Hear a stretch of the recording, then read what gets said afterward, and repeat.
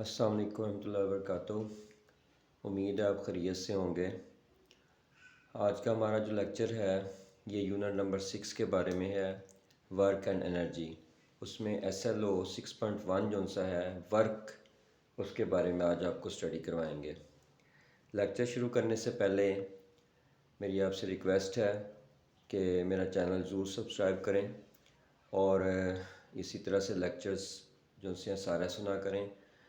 Lecture थोड़े से लंबे होते हैं इसलिए क्योंकि समझाने में, एक्सप्लेनेशन में टाइम लगता है, और एक्सप्लेनेशन में ऐसे ही प्रोवाइड करता हूँ जिस तरह से अच्छे तरीके से प्रोवाइड हो ताकि आपको सही मालूमात जो सी वो मिलें। तो लेक्चर जो है वो शुरू करते हैं। सबसे पहले ये है कि define work and state it's SI unit. ये नॉलेज में आता है, इसकी डेफिनीशन, इसका यूनिट और इसका जो फार्मूला है वो आपको पता होना चाहिए। तो शुरू करते हैं। तो सबसे पहले वर्क के बारे में हमें ये पता होना चाहिए कि वर्क क्या होता है। ये आम तौर पे जो हम वर्क की बात करते हैं ये वो नहीं होता। ये साइंस में वर्क थोड़ा सा डिफरेंट मीनिंग लगता है।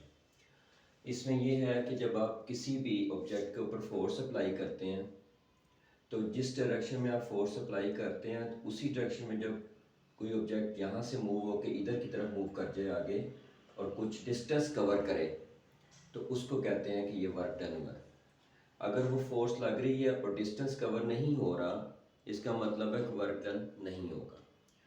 तो ये हमारे पास फिगर है, ये फोर्स इस तरफ को लग रही है और डिस्टेंस भी उसी तरफ को कवर हो रहा है। तो हम पढ़ते हैं इसकी definition. Work is done, work उस वक्त होता है when a force acting on a body displaces it in the direction of a force. यानी कि जिस तरफ को फोर्स लग रही है उसी तरफ को अगर बॉडी डिस्प्लेस होती है तो हमारे पास वर्क डन सा होगा। अगर फोर्स हम F कह दें और वर्क डन को हम S कह दें, ठीक है, डिस्प्लेसमेंट को S कह दें और वर्क जो सा डन है वो W से डिनोट करें, तो हमारे पास फार्मूला बन जाएगा work is equal to force multiply by displacement. तो ऑक्सफोर्ड की बुक जो है उसमें साइंस की, उसमें ये वर्क के बारे में 6 क्लास में बताया जाता है, सिर्फ डेफिनेशन और वो किस तरह से वर्क जो सा होता है। तो ये 9th क्लास में 6 चैप्टर में है कि वर्क जो सा होता है फोर्स और डिस्प्लेसमेंट के प्रोडक्ट को कहते हैं। तो W is equal to FS जो सा इसका फार्मूला बन जाएगा। अब ये जो सी फोर्स लग रही थी ये पैरेलल थी किसके, एक्स एक्सिस के, यानी कि कोई भी एंगल नहीं बना रही थी। लेकिन अगर हम कोई एंगल बना के किसी चीज़ को मूव करवाएं, यानी फोर्स एंगल बना रही है एक्स एक्सिस के साथ थीटा, तो फोर्स ऐसे ऊपर की तरफ लग रही है और डिस्टेंस जो सा वो इधर को कवर हो रहा है। तो जो इसके रेक्टेंगुलर कंपोनेंट हैं जो मैंने आपको 4th चैप्टर में करवाए थे वो 2 होंगे।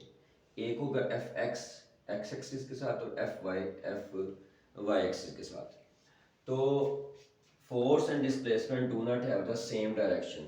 अगर दोनों की डायरेक्शन सेम ना हो, यहाँ पे तो दोनों की डायरेक्शन सेम थी, अब दोनों की डायरेक्शन सेम नहीं है बल्कि डिस्टेंस इधर को कवर हो रहा है।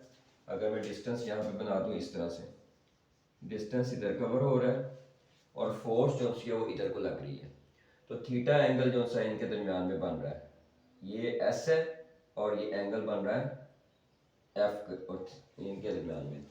तो if force and displacement do not have the same direction, अगर इनकी दोनों की डायरेक्शन सेम नहीं होगी, and force F is making an angle theta with x axis on which the body is moved, यानी कि इधर बॉडी ऐसे मूव कर रही है तो फोर्स जो है थीटा का एंगल बना रही है उसके साथ। Resolving F into its perpendicular components F and X and Fy, ये आपको मैंने 4th चैप्टर में करवाया था बड़े डिटेल में कि किस तरह से Fx और Fy जो है वो रिजॉल्व करते हैं। तो Fx जो है F cos ऑफ थीटा होता है, Fy जो है F sin ऑफ थीटा होता है। अब देखें, हम y एक्सिस पे तो मूव नहीं कर सकते। अब कभी आपने ये नहीं देखा होगा कि कोई गाड़ी जो सी है वो दीवार पे चढ़ रही है, तो गाड़ी जो सी दीवार पे नहीं चल सकती, वो एक्स एक्सिस पे चल सकती है। इसलिए Fy का जो सा कंपोनेंट है वो हम नहीं लेंगे, यानी F sin ऑफ थीटा हम लोग नहीं ले सकते, उसको हम ख़त्म कर देंगे। हम Fx वाला कंपोनेंट ले सकते हैं। इसका मतलब ये हो गया कि हमारे पास जो ये फार्मूला ना Fs, ये बन जाएगा Fx इंटू S। यानी एक्स एक्सिस के साथ मूव कर सकती है। अब एफ एक्स जो सा है वो हमने कहा एफ कॉज ऑफ थीटा है, एफ एक्स की जगह पे एफ कॉज ऑफ थीटा लगा दिया और एस वैसे लिख दिया। तो ये फार्मूला हमारे पास बन जाएगा F S cause of theta, यानी कि एफ और एस जो सा है वो कॉज ऑफ थीटा उसके साथ आ जाएगा क्योंकि इसके साथ एंगल थीटा बन रहा है। अब ये जो सब दो हमारे पास फार्मूले आ गए, ये उस वक्त है जब एफ और एस पैरेलल हो दोनों, और ये उस वक्त है जब एफ जो सा है वो एस के साथ कोई एंगल थीटा बना रहा हो। तो अब जो ये स्केल जो वर्क होता है ये एक स्केलर क्वांटिटी है, यानी कि इसकी कोई डायरेक्शन नहीं होती। या इसको ऐसे कह सकते हैं, आप बड़ी क्लासों में जाके पढ़ेंगे फर्स्ट ईयर में, कि जो डॉट प्रोडक्ट और क्रॉस प्रोडक्ट होती है उसमें ये आता है, और ये डॉट प्रोडक्ट है, यानी कि एफ डॉट एस है। ये जो सा एफ डॉट एस है यानी F S cause of theta, जो कॉज ऑफ थीटा होता है इसके साथ यूनिट वेक्टर जो डायरेक्शन है वो नहीं आती, इसलिए वर्क एक स्केलर क्वांटिटी है। It depends on force F, displacement S and the angle between them, और जो इनके दरमियान में एंगल बन रहा है उसके ऊपर, ये तीन चीज़ों के ऊपर डिपेंड करती है। तो आपको सवाल पूछा जा सकता है कि वर्क जो है वो कितनी चीज़ों पर डिपेंड करता है, तो तीन चीज़ों पर डिपेंड करता है, एक फोर्स पे, एक डिस्प्लेसमेंट पे और एक थीटा एंगल जो इनके दरमियान में बन रहा है। अब यूनिट क्या होता है वर्क का? अब फोर्स का यूनिट जो सा होता है वो होता है न्यूटन, और जो डिस्प्लेसमेंट का यूनिट होता है मीटर। अगर न्यूटन को मीटर के साथ मल्टीप्लाई करें तो ये हमारे पास जॉल बन जाता है। तो वर्क का यूनिट जो सा होता है वो जॉल होता है। तो कहते हैं ऐसे unit of work is joule, इसको जे से डिनोट करते हैं, कैपिटल जे से। It is defined as amount of work is 1 joule. जो वर्क की अमाउंट होगी, जो हमारे पास वर्क आएगा वो 1 जॉल कब होगा? When a force of 1 Newton, हम 1 न्यूटन की फोर्स लगाएं, जिस तरह ये है 1 न्यूटन की फोर्स इधर को लग रही है, and 1 newton displaces a body through 1 metre. तो 1 न्यूटन की फोर्स इसको यहाँ से लेकर इधर तक 1 मीटर तक ले जाए, तो हमारे पास जो वर्क डन होगा वो जॉल होगा, 1 जॉल। तो ये जो सा displaces a body through 1 metre in the direction of force, ये फोर्स की डायरेक्शन में लेके जाएगा, जिधर फोर्स लग रही है उस तरफ को ये मूव करेगा। तो इस तरह से हम इसकी डेफिनेशन भी बना सकते हैं अगर हमें फार्मूला पता है, और इसी तरह से इसकी डेफिनेशन जो फार्मूला है इसको हम ड्राइव भी कर सकते हैं। तो 1 न्यूटन 1 मीटर, ये 1 न्यूटन मीटर हो जाएगा और ये 1 जॉल के बराबर है। अब जॉल जो सा है is a small unit of work, जॉल एक छोटा सा यूनिट है वर्क का।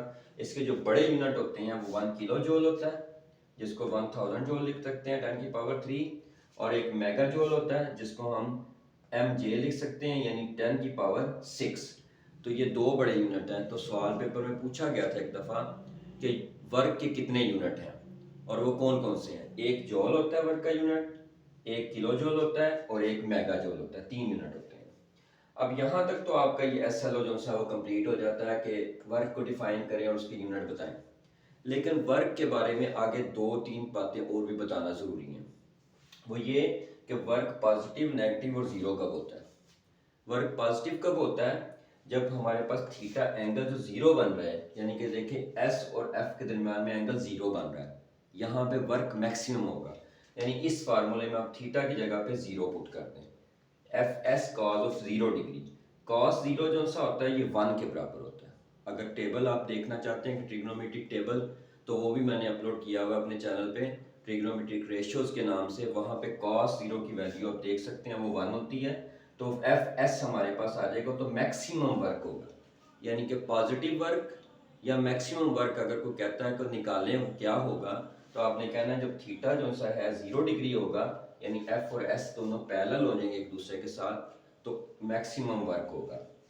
तो थीटा उसके बाद 180 डिग्री अगर हो, तो 180 डिग्री का मतलब ये है कि जिधर फोर्स लग रही है उसके अपोजिट साइड पे डिस्टेंस कवर हो, यानी कि फोर्स अगर इधर लग रही है तो डिस्टेंस इधर की तरफ कवर हो। तो उसको कहते हैं कि, तो अगर हम 180 डिग्री का एंगल लेंगे, यानी जिस तरफ को फोर्स लग रही है अगर डिस्टेंस उसके अपोजिट साइड पे हो जाएगा, तो इनके दरमियान में जो एंगल होगा वो 180 का बन जाएगा। मिसाल के तौर पे मैं यहाँ पे बना देता हूँ, अगर इस तरफ को आपका डिस्टेंस कवर हो रहा है, फोर्स इधर लग रही है, डिस्टेंस इधर कवर हो रहा है ऐसे, तो इनके दरमियान में जो एंगल टोटल होगा वो 180 डिग्री का होगा। तो जब 180 डिग्री का एंगल होता है तो अगर हम इस फार्मूले में 180 डिग्री लगा दें एफ एस कॉस 180 डिग्री, तो 180 डिग्री जो सा ट्रिग्नोमेट्रिक रेशो में अगर देखें तो वो -1 के बराबर होता है। तो -1 जो सा जब इसमें पुट करेंगे तो माइनस एफ एस का मतलब है ये मिनिमम वर्क हो जाएगा, यानी कि कम से कम वर्क हो जाएगा। इसका मतलब अगर कोई आपको कहे कि नेगेटिव वर्क जो सा है या मिनिमम वर्क निकालें, तो आपने थीटा की जगह पर 180 डिग्री पुट कर देना है, और 180 डिग्री पुट करने से इसका जवाब -FS आ जाएगा, तो ये नेगेटिव वर्क हो जाएगा। लास्ट पे आता है कि वर्क जो सा है ना जीरो कब होगा। तो जीरो वर्क 3 दफ़ा हो सकता है। जब पहले F इज इक्वल टू 0 यानी फोर्स अप्लाई ही नहीं कर रहे लेकिन डिस्टेंस कवर हो रहा है। मिसाल के तौर पे आपने गाड़ी चलाई, चल रही है आपकी गाड़ी, लेकिन आप गाड़ी का इंजन ऑफ कर देते हैं, आप उसके ऊपर फोर्स नहीं लगा रहे, लेकिन गाड़ी कुछ देर चल के रुकेगी। तो जितनी देर वो चलेगी और रुकेगी उसको जो सा है वो कहेंगे कि वो वर्क डन जो सा ना वो ज़ीरो है। हालांकि वो गाड़ी मूव कर रही है लेकिन वर्क डन जो सा होगा वो ज़ीरो होगा। और इसी तरह से अगर आप डिस्टेंस को ज़ीरो कर देंगे, यानी कि आप फोर्स तो लगा रहे हैं लेकिन डिस्टेंस कवर नहीं हो रहा, इसकी बड़ी आसान सी एग्जांपल मैं देता हूँ। जिस तरह ये दीवार है, इसके ऊपर मैं ज़ोर लगा रहा हूँ लेकिन ये दीवार मूव नहीं कर रही। मैं इसके ऊपर ज़ोर लगा रहा हूँ बोर्ड के ऊपर, ये लेकिन मूव नहीं कर रहा। मैं फोर्स लगा रहा हूँ लेकिन डिस्टेंस कवर नहीं हो रहा, इसका मतलब है कि वर्क ज़ीरो है। यानी इसका मतलब ये भी ले सकते हैं कि आप जनाब जो पढ़ रहे हैं बैठ के पढ़ा लेकिन डिस्टेंस कवर नहीं कर रहे, तो आपने कोई काम नहीं किया। ठीक है, जब तक डिस्टेंस कवर नहीं होगा उस वक्त तक वर्क डन जीरो होगा। यानी कि आप फार्मूले में एफ की जगह पे जीरो लगा देंगे, एफ एस कॉस थीटा की जगह पे तो जीरो हो जाएगा। अगर एस की जगह पे जीरो लगा देंगे फिर भी जीरो हो जाएगा, और अगर 90 डिग्री पुट कर देंगे तो फिर भी जीरो हो जाएगा, और अगर 90 डिग्री पुट कर देंगे फिर भी जीरो हो जाएगा। कैसे? अब वाई एक्सिस पे आप गाड़ी नहीं चढ़ा सकते। अब एक्स एक्सिस के साथ वाई एक्सिस जो सा है वो 90 डिग्री का एंगल बनाता है। तो जब इसको इसके दरमियान में 90 डिग्री का एंगल है, इसका मतलब यहाँ से गाड़ी ऐसे 90 डिग्री के एंगल पे नहीं चढ़ सकती। तो cos 90 जब पुट करेंगे तो cos 90 जीरो होता है, तो ये पूरा फैक्टर जीरो हो जाएगा। इसका मतलब ये हो गया कि अगर आपको कहें कि पॉजिटिव वर्क क्या होगा तो 0 डिग्री, अगर कहें कि नेगेटिव वर्क क्या होगा तो 180 डिग्री, और अगर कहें कि नेगेटिव वर्क कब होगा तो 180 डिग्री, और ज़ीरो वर्क कब होगा तो 90 डिग्री। इसकी एग्जांपल मैं ऐसे देता होता हूँ क्लास में बच्चों को कि अगर दोनों मेरे बाजू इस तरफ हैं, यानी इधर ही फोर्स लग रही है और इधर ही डिस्टेंस कवर हो रहा है, ये 0 डिग्री का एंगल है, यहाँ पे मैक्सिमम वर्क होगा। अगर मैं इस बाजू को ऐसे कर देता हूँ 90 डिग्री के एंगल पे आ गया, यानी कि ये इधर को फोर्स लग रही है, इधर को वर्क हो रहा है, तो जो डिस्टेंस कवर हो रहा है तो 90 डिग्री का एंगल आ गया, तो वर्क जीरो होगा। और अगर मैं बाजू को ऐसे खोल देता हूँ, यानी इस तरफ को फोर्स लग रही है आपकी, इस तरफ को डिस्टेंस कवर हो रहा है, तो ये माइनस हो जाएगा, यानी 180 डिग्री का एंगल हो जाएगा, तो ये आपका नेगेटिव वर्क हो जाएगा। तो इसका मतलब हो गया कि आपके पास जो ये फैक्टर है यहाँ से लेकर वर्क पॉजिटिव, नेगेटिव और ज़ीरो कब होता है, तो वो मैंने आपको बता दिया है कि पॉजिटिव कब होगा, नेगेटिव कब होगा, ज़ीरो कब होगा। तो इस तरीके से हम इस लेक्चर को जो है मैनेज करते हैं कि किस तरीके से हम वर्क को डिफ़ाइन कर सकते हैं, वर्क क्या होता है, उसका यूनिट क्या है, ऐसा यूनिट क्या है, और इस तरह से नेगेटिव, पॉजिटिव और ज़ीरो वर्क कब होगा। तो ये सवाल पेपर में आ चुका है एक दफ़ा कि पॉजिटिव या मैक्सिमम वर्क कब होता है, नेगेटिव या मिनिमम वर्क कब होता है, और इसी तरह से ज़ीरो वर्क कब होता है। ये तीनों दफ़ा सवाल जो है आ चुका है, और उम्मीद है कि आपको लेक्चर समझ में आ गया होगा कि किस तरीके से हम इसको परफॉर्म करते हैं। अस्सलाम वालेकुम रहमतुल्लाहि व बरकातुहू।